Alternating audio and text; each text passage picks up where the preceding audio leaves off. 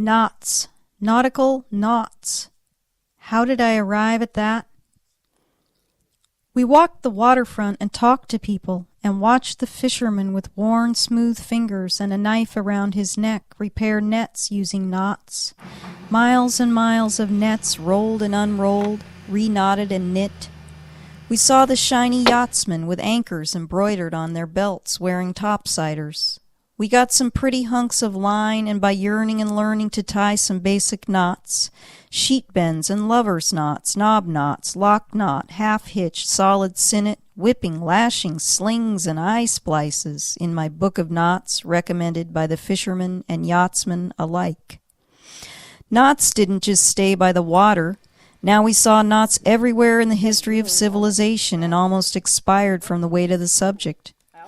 The tree man who came to give an estimate, well, he was into knots and taught me how to use a bowline to make a swing on the live oak branch. It was here a knot, there a knot, and nearly every job I could imagine needed a knot, even on Wall Street wearing a tie.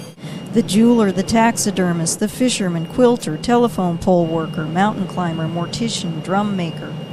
All the blue on the blessed earth could be crisscrossed using some knots, holding anchors to the line while they flexibly rest, suturing moments of history together, explorers and pirates, even in the pre-continental drift migrations of people, knotted together some sinew and gut to make their walrus leather coats, and weave baskets from twisted fiber, work their fingers to the bone.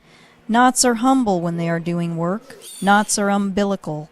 Knots are nodules. Even our very knees are knots. Knots retain knowledge of what works, of stable truths, of line, and thereby infinity. Suspending us in a hammock under a tree, catching our fish, holding our hunting bow taut, the knot tight and right, or unloosened to receive a gift. The knot once again taught me the patience to string together a few thoughts about knots.